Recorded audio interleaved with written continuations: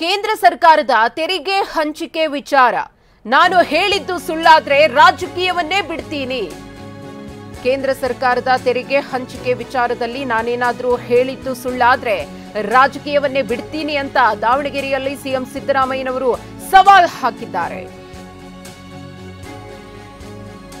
ಈಗ ನೋಡಪ್ಪ, ಇಲ್ಲ ಉದ್ಯೋಗ ಕೊಡ್ತಾ ಇದ್ದೀವಿ, ನೀವು ಕೊಡ್ತಾ ಇದ್ದೀವಿ ಜಾನುವಾರುಗಳಿಗೆ.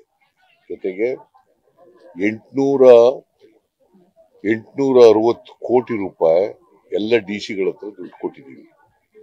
ಯಾವುದೇ ಕಾರಣಕ್ಕೆ ಕುಡಿಯೋ ನೀರಿಗೆ ತೊಂದರೆ ಆಗಬಾರ್ದು ಅಂತ ಹೇಳಿದ್ದೀವಿ, ಮೇವು ತೊಂದರೆ ಆಗಬಾರ್ದು ಅಂತ ಹೇಳಿದ್ದೀವಿ. ಜನಗಳು ಯಾರು ಗುಳೆ ಹೋಗ್ಬಾರ್ದಾಗ ನೋಡ್ಕೊಳ್ಳಿ ಅಂತ ಜಿಲ್ಲಾಧಿಕಾರಿಗಳಿಗೆ, ಸಂಬಂಧಪಟ್ಟಂತ ಅಧಿಕಾರಿಗಳಿಗೆ ಎಲ್ಲರಿಗೂ ಕೂಡ ಹೇಳಿದ್ದೀವಿ. ಇವತ್ತಿನವರೆಗೆ ಕೇಂದ್ರ ಸರ್ಕಾರ 5 ತಿಂಗಳಾಯ್ತು, ಇವತ್ತಿನವರೆಗೂ ₹1 ಬಿಡುಗಡೆ ಮಾಡಿಲ್ಲ.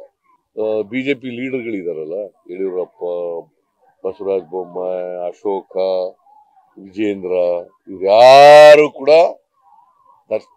ಅಮಿತ್ ಶಾ ಜೊತೆ ಮಾತಾಡಿ, ನರೇಂದ್ರ ಮೋದಿ ಅವ್ರ ಜೊತೆ ಮಾಡಿ ₹1 ತಂದು ಕೊಟ್ಟಿಲ್ಲ. ಬರೀ ಭಾಷಣ ಹೊಡಿತಾರೆ, ಟೀಕೆ ಮಾಡ್ತಾರೆ. ಯಡಿಯೂರಪ್ಪ ಹೇಳದ ನೀ ಹೇಳ್ತಾ ಇದೀಯ? ಆಯ್ತಪ್ಪ, ನಿನ್ನೆ ಯಡಿಯೂರಪ್ಪ ಹೇಳಿರೋದ್ ನೀ ಹೇಳ್ತಾ ಇರೋದು ಏನು ಸತ್ಯ? ನಮಗೆ ಅನ್ಯಾಯ ಆದ್ರೆ ಪ್ರತಿಭಟಿಸಬಾರ್ದ? ಯಡಿಯೂರಪ್ಪ ಪ್ರತಿಭಟಿಸ್ಲಿಲ್ಲ ಅಂತಂದ್ರೆ ಬಾಯಿ ಮುಚ್ಕೊಂಡಿದ್ರು ಅಂತೆ, ನಾವು ಬಾಯಿ ಮುಚ್ಕೊಂಡಿರ್ಬೇಕಾ?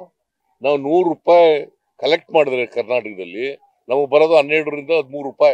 ಇದಕ್ಕೆ ಒಪ್ಪಿಗೆನಾ ನಿಮ್ಗೆ? ನೀವೆಲ್ಲ ಕನ್ನಡಿಗರು. Are you agree with this?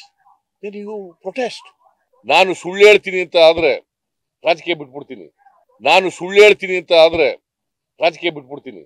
ನಾನು ಸುಳ್ಳು ಹೇಳ್ತೀನಿ ಅಂತ ಆದ್ರೆ ರಾಜಕೀಯ ಬಿಟ್ಬಿಡ್ತೀನಿ.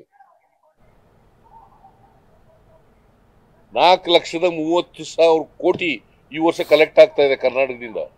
Karnataka is number 2 in the country ತೆರಿಗೆ ಕೊಡೋದ್ರಲ್ಲಿ. ನಮಗೆ ಕೊಡ್ಲಿಲ್ಲ ಅಂದ್ರೆ ಸುಮ್ಮನೆ ಇರ್ಬೇಕಾ? ಯಡಿಯೂರಪ್ಪನವ್ರು ಬಾಯಿ ಮುಚ್ಕೊಂಡಿದ್ದಾರೆ ಅಂತಂದ್ರೆ ನಾವು ಬಾಯಿ ಮುಚ್ಕೊಂಡಿರ್ಬೇಕಾ? ಯಡಿಯೂರಪ್ಪನವ್ರು ತಲೆ ಆಡಿಸ್ತಾರೆ ಈಗ ಅಂತಂದ್ರೆ ನಾವು ಅಲ್ಲಾಡಿಸ್ಬೇಕಾ? ಈಗ ನೋಡಪ್ಪ,